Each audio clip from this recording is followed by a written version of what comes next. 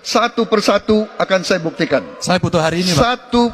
Nggak bisa. Saya tidak dikasih waktu.